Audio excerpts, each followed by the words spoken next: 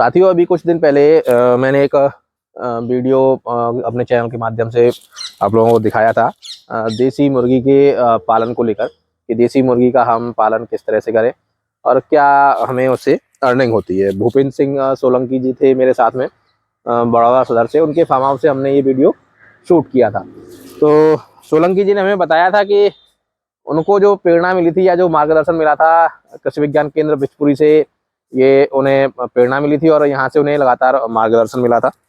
और उन्होंने ये भी बताया कि अभी भी निरंतर वह डॉक्टर साहब हैं धर्मेंद्र सिंह जी, उनसे बातचीत करते रहते हैं, उनके संबंध में जो समस्याएं आती हैं उनके बारे में जानते रहते हैं। तो आज मैं, आप देख पाओगे मेरे पीछे ये मुर्गियां हैं और कृषि विज्ञान केंद्र बिचपुरी पर मैं आया हुआ हूँ। तो यहाँ पर डॉक्टर साहब धर्मेंद्र सिंह जी होंगे, उनसे बातचीत करेंगे कि अगर कोई नया व्यक्ति या नया कोई किसान किस तरह से इस मुर्गी पालन, देसी मुर्गी का पालन की शुरुआत कर सकता है, उनके लिए क्या समस्याएं रहती हैं, किस तरह की इसमें चुनौतियां रहती हैं और क्या सावधानियां हमें रखनी चाहिए। तो अगर आप चैनल पर पहली बार हैं तो कृपया चैनल को सब्सक्राइब करें, वीडियो को लाइक और शेयर करें। मेरे साथ में कृषि विज्ञान केंद्र से डॉक्टर धर्मेंद्र सिंह जी हैं। नमस्कार किसान भाइयों, मैं धर्मेंद्र सिंह, विशेषज्ञ पशुपालन, कृषि विज्ञान केंद्र बिचपुरी आगरा से हूँ। डॉक्टर साहब, मैं अभी सोलंकी जी के पास गया था, बड़ौदा सदर आपके भूपेंद्र सिंह सोलंकी जी हैं, उनका फार्म हाउस मैंने देखा और जिस तरह से वो देसी मुर्गी का पालन कर रहे हैं वो भी मैंने देखा जी। उनके साथ काफी बातचीतें हुई जी। सबसे पहले तो मैं जानना चाहूंगा कि अगर कोई व्यक्ति देसी मुर्गी के पालन की शुरुआत करना चाहे तो उसके लिए उसे क्या क्या जरूरतें होंगी और किस तरह से वो शुरुआत कर सकता है। देखिए किसान भाइयों, आज जैसे देसी मुर्गी की अगर बात करें, ये बहुत अच्छा एक कॉन्सेप्ट है किसानों की, एक जो डबल फार्मर इनकम वाली जहां बात आती है, क्योंकि इसके रखरखाव की विशेष आवश्यकता नहीं होती जी। क्योंकि अगर सामान्य तौर से जो अगर एक छोटा किसान है 25 से 100 मुर्गियों, 25 से 100 चूजों से भी अपना व्यवसाय स्टार्ट कर सकता है। जो चूजे की जो कीमत है मैक्सिमम 30 रुपए से लेके 70 रुपए तक का, वन डे से लेके 1 मंथ तक का मिल जाता है। अच्छा। अगर एक दिन का चाहिए किसान को, और मैं तो ये कहता हूँ कि किसान कम से कम 25 दिन 30 दिन का चूजा लेकर आए। अच्छा। क्योंकि वो लगभग में जो शुरुआती वैक्सीनेशन होते हैं वो हो चुके होते हैं उसके, और उसी के साथ अगर मान लेते हैं कि 100 अगर बर्ड पे अगर स्टार्ट करता है तो 5,000-7,000 रुपए का उसका जो है चूजे का जो खर्चा आएगा।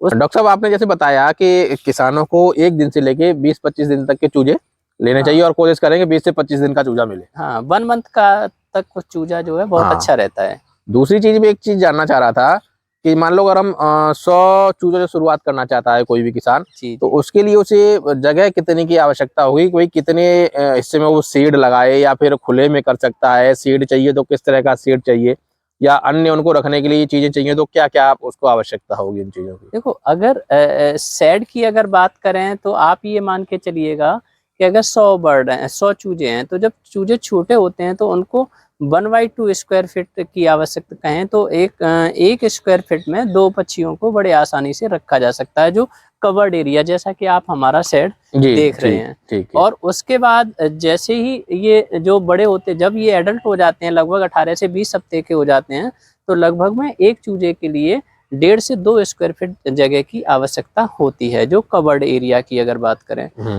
आपने प्रजाति के बारे में, इनके बारे में बताया, तो इनकी प्रजातियां भी कुछ 2-3 तरह की होती हैं क्या? जी।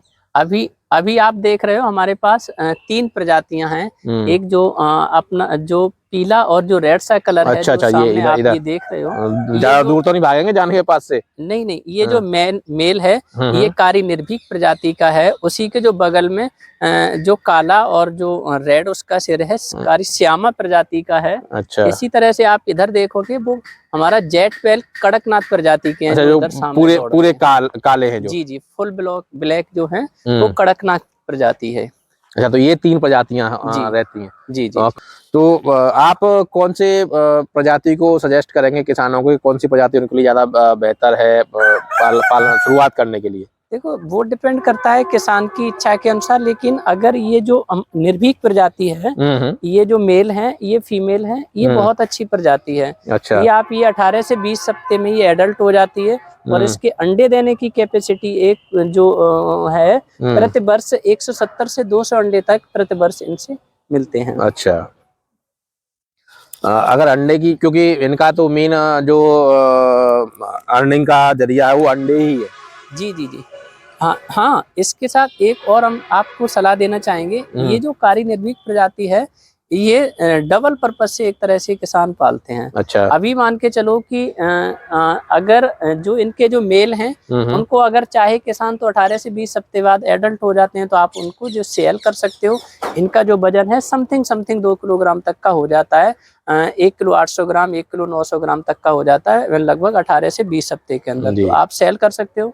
बाकी अब ये मुर्गियां हैं और मुर्गे लगभग जैसे इनकी उम्र 1.5 साल की होती है, उसके बाद ये अंडे देना धीरे धीरे जो है कम कर देती हैं, तो उसके बाद भी आप इनको जो है बेच सकते हो, बेचकर, और किसान अपने जो है इनको चिकन वगैरह के उपयोग में ले लेते हैं। अच्छा, जैसे 18 से 20 सप्ताह की आप बता रहे हो अडल्ट हो जाते हैं, अंडे देना शुरू कर देती है। अंडे देना शुरू कर देती है ये वाली प्रजाति एग 18 से 20 दिन में। यस। और कड़कनाथ की बात करें तो उसे कितना समय लगता है? हाँ, कड़कनाथ भी लगभग 18 से 20 हफ्ते की लगभग, मोस्टली ये 18 से 20 हफ्ते लगभग जो देसी प्रजाति जो हैं लगभग में इतनी उम्र पे जो है अंडे देना और एग लिंग का इनका जो समय जो स्टार्ट हो जाता है समथिंग 20 हफ्ते, लगभग 1 हफ्ते का, आधे हफ्ते का अंतर रहता है समथिंग। जब आप बता रहे थे कि भाई 1 दिन से लेके 1 महीने तक के आप चूजे लेके आए और 1 महीने के चूजों में वैक्सीनेशन हो चुका होता है। जी जी। तो ये वैक्सीनेशन किस वैक्सीनेशन की एक गाइडलाइन हम आपको दे देंगे, तो वो आप अपनी स्क्रीन पे शेयर कर देना। वैक्सीनेशन तो इनका प्रॉपर चलता रहता है। और नहीं, तो मैं वो जानना चाह रहा हूँ वैक्सीनेशन क्यों किया जाता है और क्या क्या इनमें रोग की समस्या कुछ रहती है या अन्य कुछ ऐसी चीजें रहती हैं जिन वजह से वैक्सीनेशन किया जाता है? बर्ड को रोग की तो बहुत समस्या रहती है, मैं आपको बताऊं। जैसे आप ये देख रहे हो कि अब मौसम बदल रहा है, जैसे ही अब मौसम बदल रहा है तो इनको मेन चीज जो है सर्दियों से बचाना बहुत ज्यादा जो है अनिवार्य है। इसी के साथ आपने देखा है जो रानीखेत है, कई एक बीमारियां ऐसी इनमें हैं जिनसे क्या है पक्षी को बहुत ज्यादा खतरा रहता है। तो वैक्सीनेशन की गाइडलाइन अभी हम आपको स्क्रीन से शेयर कर देंगे, जो कि किसान भाई आराम से उसे देखते रहेंगे। दूसरा, इसके साथ ही मौसम के अनुसार और वातावरण के अनुसार इनकी देखरेख बहुत ज्यादा जरूरी है। कि अब जैसे आप ये देख रहे हो, अभी ये जो शेड है, अभी नवंबर का महीना है, तो ये बीच में कहीं कहीं जाली खुली हुई है। जैसे ही दिसंबर का महीना आएगा हम इसे पूरी बंद कर देते हैं, पूरी तरह से बंद कर देते हैं, क्योंकि इनको एक तरह से ठंडी हवा से या सीधी हवा से इनको बचाना बहुत ज्यादा आवश्यक होता है। दूसरी एक चीज और मैं जानना चाह रहा था कि आपने जैसे बताया कि भाई इनको सीधी हवा से बचाएं, जैसे बॉयलर वाला जो काम लोग करते हैं, बॉयलर चिकन का काम करते हैं, तो उनमें क्या है सर्दियों के समय हीटिंग के लिए हीटर वगैरह लगा के रखते हैं। वो ब्रूडिंग का करना पड़ता है, लेकिन है क्या, शुरुआती तौर में जब कोई किसान करता है तो उतना उसके पास में जो है सिस्टम नहीं होता। नहीं, तो मैं ये जानना चाह रहा हूँ कि जैसे बॉयलर की चिकन वाला जो मैटर रहता है उसकी तरह इनके लिए भी हीटर वीटर की व्यवस्था करनी पड़ती है। बिल्कुल, ब्रूडिंग की व्यवस्था करना बहुत ज्यादा अच्छा रहता है, बहुत अच्छा रहता है। अगर इनकेस नहीं कर पाओ तो उस स्थिति में क्या किसान कर सकता है? देखो, उस स्थिति में फिर आपको साधारणतः मतलब बिल्कुल देसी व्यवस्थाएं करनी पड़ेंगी। जैसे कि आओ हम आपको दिखाते हैं जी। एक तो ये जो हमारा जो शेड है पूरा का पूरा मछली तालाब के ऊपर बना हुआ है। बिल्कुल। यहाँ देखो क्या है, ऑब्वियसली बात है, आप समझ सकते हो कि इस एरिया में जो है ओस भी ज्यादा पड़ेगी, थोड़ा ठंडक भी ज्यादा रहेगी। तो अब जो सर्दियां आएंगी तो हम इस तरह की जो व्यवस्थाएं इनके लिए करते हैं। ये देखो टाट के बोरे जो हैं जी, इनसे हम इसे कवर कर देंगे। और ये देखो आप, ये शुरुआती तौर पे अब हमने लगाना स्टार्ट कर दिया, क्योंकि अब थोड़ी ठंड पड़ने लगी, सर्दी पड़ने लगी है ना, तो इनको पूरा कवर कर देते हैं। लेकिन एक चीज विशेष ध्यान रखते हैं, सफाई का विशेष ध्यान रखना है। अच्छा। इसी के साथ साथ, क्योंकि अगर सफाई नहीं रखोगे तो इनमें बहुत जल्दी इन्फेक्शन फैलता है, तो सफाई का विशेष ध्यान रखना है। अच्छा, जैसे आपने ये ऊपर ये बैठी हैं, तो ये अंडे वंडे देने के पर्पज से है या भाई आसानी से थोड़ा इनमें जगह ज्यादा मिल जाए इस वजह से ऊपर बना रखा है? इनके और भी पर्पज हैं। एक तो ये है कि आप जैसे ये हमारी ये बाल्टी देख रहे हो, इसमें सभी फीमेल बैठी हुई हैं। अच्छा, तो ये जैसे जब अंडे देने का जो इनका जो समय होता है, उस समय इनको बिल्कुल एकांत का समय चाहिए होता है। अगर ये एक जगह बैठती हैं तो जो हमारे जो मेल्स हैं वो इनको छेड़ते हैं, तो इस वजह से हमने ये व्यवस्था कर रखी है। अब इनसे हमें कई एक फायदे हैं। एक तो मुर्गियां धीरे धीरे इन बाल्टियों में बैठने लगी। दूसरा, आप ये देख रहे हो हमारा पूरा का पूरा लगभग ये जो IFS मॉडल 1 एकड़ में करीब बना हुआ है। अब जो हमारा कर्मचारी कहाँ अंडे बीनने जाएगा, तो हमें बिल्कुल पता है इनकी 1 साल में ऐसी आदत पड़ चुकी है, हमें एक भी अंडा बाहर नहीं मिलेगा। अब जो आप ये देख रहे हो, ये जो 3 मुर्गियां बैठी हैं, अगर इनके नीचे देखोगे, या अंडे होंगे या अंडे देने वाली होंगी ये। जी जी। जब भी ये अंडे देने की अवस्था जब भी होगी तो अपने आप ऑटोमेटिक इसमें बैठ जाती हैं आके। और दूसरा क्योंकि जो ये क्रॉस बर्ड हैं तो इनको इनके जो अंडे हैं मुर्गे जो मेल हैं वो फोड़ भी देते हैं। अच्छा। अगर ये जगह जगह अंडे देंगे तो मेल जो है उनको फोड़ते भी हैं। इससे और अच्छी बात यह है कि अपने जब इनका जो 8-10 घंटे का समय जो बंद का रहता है उस समय आराम से ऊपर नीचे ये बैठते रहते हैं एक दूसरे। तो मैंने वहाँ पे देखा था सोलंकी जी के पास में कि उन्होंने पहले बताया कि उन्होंने एक सीट था शायद 24x80 ऐसा कुछ था, उन्होंने 1000 से शायद शुरुआत की। हाँ 1000 से। तो बोले कि जैसे जैसे चूजे बढ़ने शुरू हुए तो आपस में वो एक दूसरे को काटना, पंख उखाड़ना, जी जी, वो सारी समस्याएं आने लगी। देखो एक चीज ये है उसके लिए तो एक चीज ये होती है कि इनका डीबीकिंग का किया जाता है। अच्छा। कि आप ये देख रहे हो इनकी जो चोंच है ये अब ये सब फ्री रेंज में रह रहे हैं, है ना। तो ये सारी चीजों को जो है कुछ चीजों को तोड़ के भी खा रहे हैं, वैसे भी खा रहे हैं। तो एक जो समय होता है लगभग जब बर्ड 1 से 2 महीने का जब बर्ड होता है तो इस तरह की समस्या होती है। देखो सबसे पहला रीजन तो मिनरल डिफिशियंसी है। जब ये जो समस्या आती है कि एक दूसरे को नोचना खाना, तो एक तो पहला तो रीजन ये है कि पक्षी का जो है पेट नहीं भर रहा होगा। पहला ये है कि कभी पक्षी भूखा रहता है। जैसे ये देखो ये वाली जो अवस्था है ये 2 महीने की अवस्था है। इस अवस्था पर जो है वो समस्या आती है नोचने वाली। अच्छा। ये पीछे के हिस्से को या वो कहें तो लाल रंग पे अटैक करते हैं। जैसे उन्हें कहीं रेड कलर दिखेगा, अभी एक पक्षी ने इसमें चोंच मारी तो ब्लड निकलेगा। जैसे ही ब्लड निकलना स्टार्ट हुआ फिर समझो इससे डेड ही कर देंगे, नोच नोच के सब खा जाएंगे वो। हाँ तो इसके लिए भी जो ये वाला जो शेड है तो उसमें क्या है थोड़ा ये जो है स्ट्रेस बिल्कुल फ्री हो जाते हैं। मतलब एक तरह से इन दबाव में किसी में नहीं होते, आराम से यहाँ बैठेंगे ऊपर बैठेंगे। तो इसके लिए भी ये फायदेमंद है। बाकी पहला तो काम ये करे किसान कि उनका जो भोजन की प्रॉपर व्यवस्था करे। एक तरह से जो मिनरल डिफिशियंसी है उनको पूरे पोषक तत्व नहीं मिल रहे हैं, कभी पक्षियों का पेट नहीं भर रहा है, तो इस तरह की ये समस्याएं तब देखने को मिलती हैं। अच्छा, भोजन की आपने बात की तो भोजन में इनको शुरुआत से और जब तक ये अडल्ट होते हैं तब तक क्या देना चाहिए, और अडल्ट होने के बाद में भोजन के रूप में इन्हें क्या देना चाहिए? देखो एक जो पक्षी की जो शुरुआती एज जो है लगभग में 1 से 2 महीने तक की मैं आपको बताऊं, जो समथिंग 50 से 60 दिन तक इनको प्रॉपर फीड का एक तरह से कंपोजिशन इस तरह से बना कर दें जिसमें कम से कम प्रोटीन जो है वो 18 से 20% प्रोटीन इनको देना बहुत ज्यादा आवश्यक होता है। अच्छा।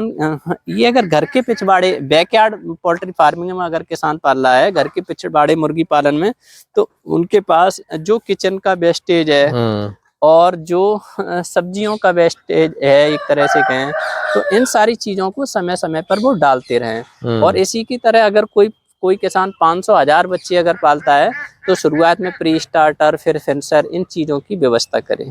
तो ये प्री स्टार्टर फिनिशर मार्केट से मिलते हैं या हाँ, तैयार ये तो एक तरह से जो फीड मार्केट में फीड हैं वो प्रोटीन और इनके सारे कंपोजिशंस होते हैं। उसके बाद में जैसे अभी इसकी बात करें कि अब जैसे ये 1-2 महीने के जब हो जाएंगे आप देखो सिर्फ और सिर्फ ये जो है अभी जैसे मेरे पास ये गेहूं का दाना है,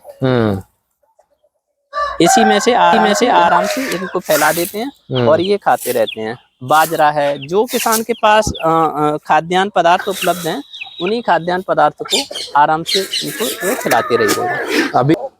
अभी अगर मैं बात करूं तो अभी करीब कितने ये मुर्गियां आपके पास में होंगे? हमारे पास टोटल लगभग 100 के करीब हैं। अच्छा। जिसमें छोटे बच्चे भी शामिल हैं। जो कड़कनाथ हमारे पास 30 के करीब हैं और ये जो हमारे पास श्यामा भी 10 के करीब हैं। और टोटल में जो हमारी कारी निर्वीक जो है टोटल मिला के लगभग 100 पक्षियों के करीब हमारे पास अभी संख्या है इनकी। अच्छा, इनमें फीमेल कितनी होंगी करीब? हाँ देखो फीमेल अभी समथिंग हमारे पास जो टोटली जो फीमेल हैं वो लगभग 90-91 फीमेल हैं और बाकी 9 बर्ड जो हैं वो मेल हैं। इनका रेशियो क्या रहना चाहिए मेल फीमेल का?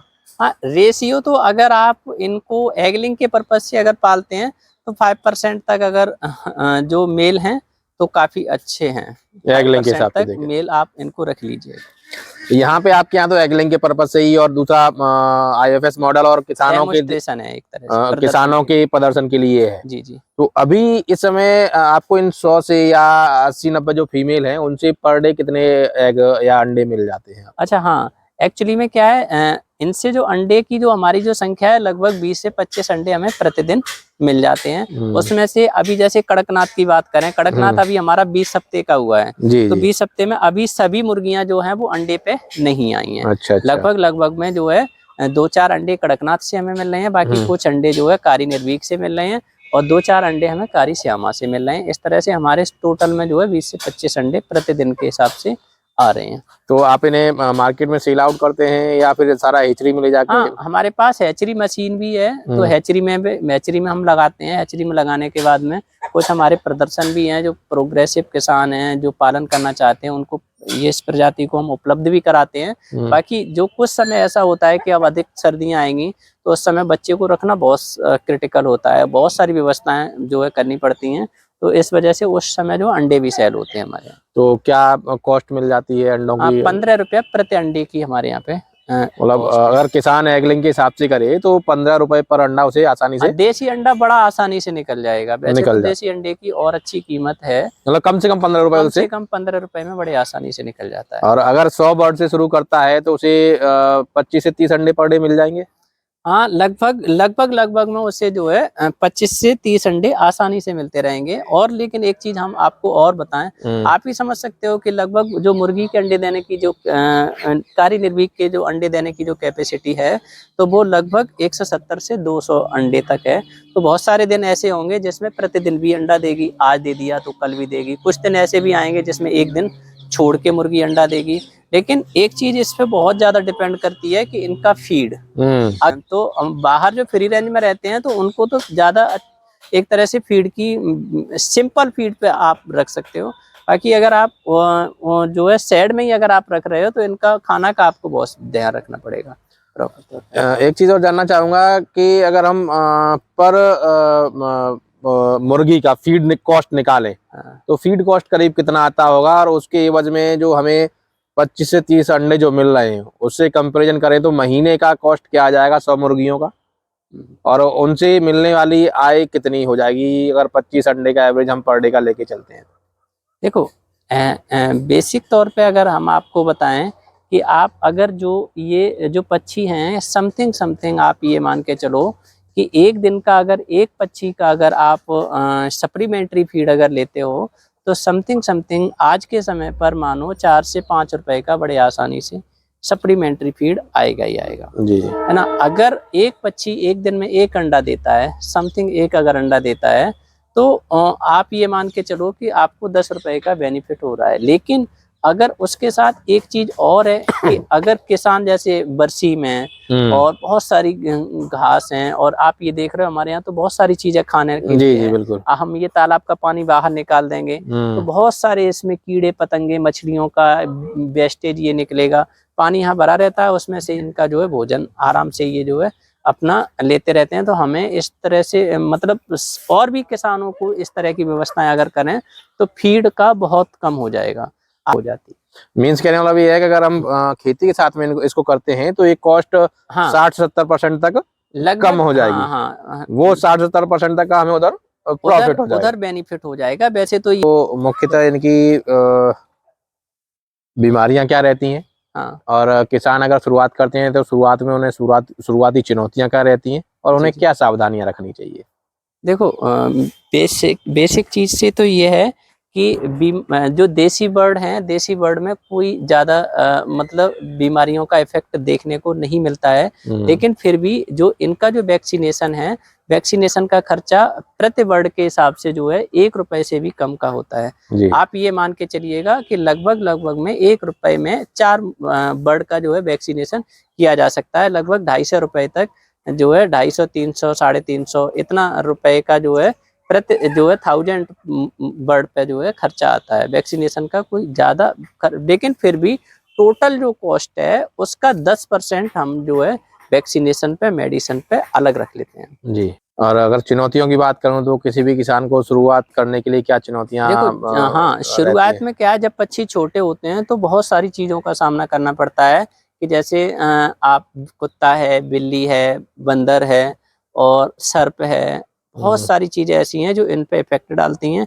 तो अब किसान एकदम जब किसान स्टार्टिंग करता है, भले ही किसान के पास एक बार को टेम्परेरी ये वाला शेड बना ले, बहुत सारी चीज़ें हैं, छप्पर है और टिन शेड है उनमें, लेकिन अगर बाउंड्री वाल अगर उसके पास नहीं है तो फिर कम से कम जो है इस टाइप की जो चादर है उन चादरों को जरूर, लगभग ये भी 4 से 5 फुट की चादर आ जाती हैं, जिनको बाहरी आपका जो शेड है वहां पे आप लगा दो। अब ये वाला जो चादर है इसमें ना तो सर्प जाएगा ना आप बिस्का पर जाएगी, बहुत सारे जो जनी जानवर हैं ये इफेक्ट डालते हैं। कभी एक बार जरा हमें हेचरी में जो आप बता रहे थे, हेचरी और दिखा दीजिएगा किस तरह से हेचरी का रहता है। और दूसरी बात है, जो अगर कोई किसान शुरुआत करना चाहते हैं तो आपके पास से क्या उन्हें चूजे मिल पाएंगे, किस कीमत से मिल पाएंगे और क्या क्या आपके पास से उन्हें सहायता मिल पाएगी? देखो हम हमारे यहाँ जो कृषि विज्ञान केंद्र पर लगभग हम हर महीने एक प्रशिक्षण कराते हैं, जिसमें पोल्ट्री फार्मिंग हुआ और हाँ पशुपालन में, और वैसे तो खेती और पशुपालन संबंधित सभी विषयों के जो है प्रशिक्षण होते हैं। बाकी जब कभी हमारे पास अगर, क्योंकि भाई जनपद भी बड़ा है और बहुत किसानों की डिमांड भी होती है, तो हमारे पास डेमोस्ट्रेशन यूनिट है, तो उतने जो है बर्ड या पक्षी हमारे पास हमेशा उपलब्ध नहीं होते, लेकिन कहाँ से मिलेंगे, कैसे मिलेंगे, इन सारी चीज़ों का जो है प्रशिक्षण के माध्यम से और जहाँ से मिलेंगे वहाँ से टाई अप कराकर हम जो है आपको अच्छी प्रजाति के जो है जो चूजे वो उपलब्ध करा देते हैं। जैसे कि हमारे यहाँ नज़दीक उत्तर प्रदेश में central avian research institute Izzatnagar Bareilly है। जब भी किसान को अगर आप चाहिए तो आप CARI की वेबसाइट पर जाओ, सारी चीज़ों को जो है आप अपनी ऑनलाइन बुकिंग कर सकते हो। अगर ऑनलाइन बुकिंग नहीं करना जानते हो तो हमारे यहाँ प्रशिक्षण होते हैं, उसमें हम आपको बता देंगे इस तरह से आपको ऑनलाइन बुकिंग करनी है और कौन सा पक्षी चाहिए, कौन कौन सी उनके पास प्रजातियाँ हैं, इन प्रजातियों का क्या क्या जो है एक तरह से जो पास्ट रहा है, क्या प्रेजेंट इनका चल रहा है, क्या फ्यूचर रहेगा, इन सारी चीज़ों पे हम लोग विस्तार से चर्चा करके किसानों को जो है बताते हैं। ये जो मैं हेचरी की बात कर रहा था, ये बॉक्स है और आप यहाँ पर ये इसमें ये नीचे की ट्रे में ये नीचे सेक्शन में चूजे देख पाओगे और ऊपर ये अंडे हैं इसमें।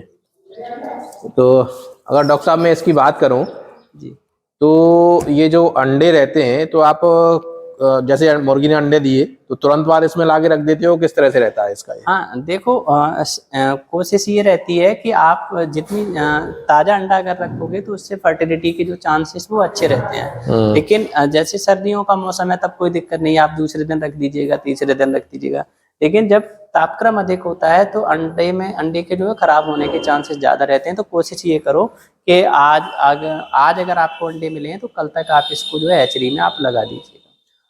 इसमें हेचरी में अंडा जो होता है कितने दिनों में उससे चूजा बाहर आ जाता है? देखो पोल्ट्री की अगर मुर्गी की अगर बात करें तो मुर्गी से लगभग में 21 दिन का जो समय होता है, 21 दिन में फर्टिलिटी हो जाती है। ये जो चूजे हैं ये हमने 21 दिन पहले लगाए थे, जो आज हमारे पास आए हैं। और इस तरह से लगभग में मुर्गी के अंडे से 21 दिन का, कोई अंडा ऐसा होता है कि 22 दिन का, 23 दिन का समय ले लेता है। अगर बतख की अगर बात करें, जैसे बतख का अंडा बड़ा होता है, खाकी कैंपर जो हमारे पास बतख है, उससे 25 से 28 दिन में जो फर्टिलिटी हो जाती है। तो इन चूजों को आप कितने समय बाद जो है बाहर निकालते हैं इससे? देखो ये आज चूजे आए हैं, अभी आप देख रहे हो बाहर का तापक्रम कम है जी। तो इसलिए हमने इनके लिए लगभग जो हमारी हैचरी का जो टेम्परेचर रहता है लगभग 37.5 डिग्री सेंटीग्रेड रहता है। अभी हमने स्टार्ट किया है, अभी आ जाएगा 37.5 डिग्री सेंटीग्रेड। एकदम अगर इन्हें हम बाहर निकालेंगे तो इनको जो है ब्रूडिंग की आवश्यकता पड़ेगी। तो इसलिए जैसे ही हमारे सभी ये जो बच्चे निकल के आ जाएंगे उसके बाद इनको जो है हम अलग जो शेड में जहाँ ब्रूडिंग की पूरी व्यवस्था करेंगे, टेम्परेचर मेंटेन करेंगे, वहाँ इनको हम लगा देंगे। अब ये देखिए ये छोटे चूजे जो आपके पास में हैं, जी जी, ये हमारे यहाँ इनसे जो अंडे मिलते हैं और हमारे पास हैचरी मशीन है, उसमें हम लोग अंडों को लगाते हैं और उनसे ये बच्चे तैयार हुए हैं। इनका प्रॉपर तौर पे हमने शुरुआती वैक्सीनेशन करने के बाद में अब ये देखो फ्री रेंज में देखो रहने लगे हैं। ये देसी मुर्गी पालन से संबंधित मुझे लगता है कि बहुत सारे टॉपिक हमने कवर किए हैं, बहुत सारे विषय हमने आपको समझा दिए हैं। अगर इसके बाद भी आपके मन में कुछ संशय हो, कुछ जानकारियां आपको जाननी हो, तो आप यहाँ पर कृषि विज्ञान केंद्र बिचपुरी पर आकर डॉक्टर धर्मेंद्र सिंह जी से मिल सकते हैं और आपकी जो भी समस्याएं होंगी निश्चित तौर पर उनका निदान, उनकी समस्याओं का समाधान आपको डॉक्टर साहब से मिलेगा। डॉक्टर साहब अगर आपसे कोई मिलना चाहता है, आना चाहता है, तो क्या समय उसके लिए उचित रहेगा, किस समय आपसे आकर यहाँ पर मिल सकता है? देखो 9:30 से 5 बजे तक तो लगभग यहाँ कृषि विज्ञान केंद्र पे रहते ही रहते हैं जी। बाकी उसके अलावा भी हमारे यहाँ हर एक महीने में प्रशिक्षण का कार्यक्रम होता है। जी, उसमें जी। ये रहता है कि विषय वाइज किसी को पशुपालन पे करनी है, किसी को जो है ट्रेनिंग मछली पालन पे करनी है, किसी को जो है ट्रेनिंग पोल्ट्री फार्मिंग पे करनी है। विषय वाइज हम प्रति महीने हर एक महीने में एक बार ट्रेनिंग प्रोग्राम ऑन कैंपस भी कराते हैं और अधिक जैसे कहीं दूर के किसान हैं नहीं आ सकते हैं तो वो ऑफ कैंपस के रूप में वहाँ पर जाकर वहाँ पर भी हम लोग प्रशिक्षण का आयोजन करते हैं। अधिक से अधिक जो है किसानों को जो है कैसे किस तरह से सीख सकें, अपना व्यवसाय कैसे स्टार्ट कर सकें, ये सारी चीज़ें बड़े आसानी से आप लोग कृषि विज्ञान केंद्र से सीख कर अपना व्यवसाय स्टार्ट कर सकते हैं। तो संडे तो बंद रहता होगा, बाकी दिन? हाँ, जो सरकारी छुट्टी है वही बंद रहता है, बाकी प्रतिदिन खुलता है। साथियों, तो ये सारी चीजें आप देख रहे हो। बाकी अगर आपके मन में और कुछ क्वेरियां हो, अगर आप नहीं आ पा रहे हैं, तो आप कमेंट करके उनके बारे में बात कर सकते हैं। अगली बार में उन टॉपिकों पर, उन विषयों पर एक बार फिर से चर्चा करके धर्मेंद्र जी और डॉक्टर साहब के साथ में आपके लिए एक नया वीडियो हम लोग लेके आएंगे। तो अगर आपको कुछ समस्याएं हो तो आप निश्चित तौर पर कमेंट के माध्यम से भी हमें अवगत करा सकते हैं। इसका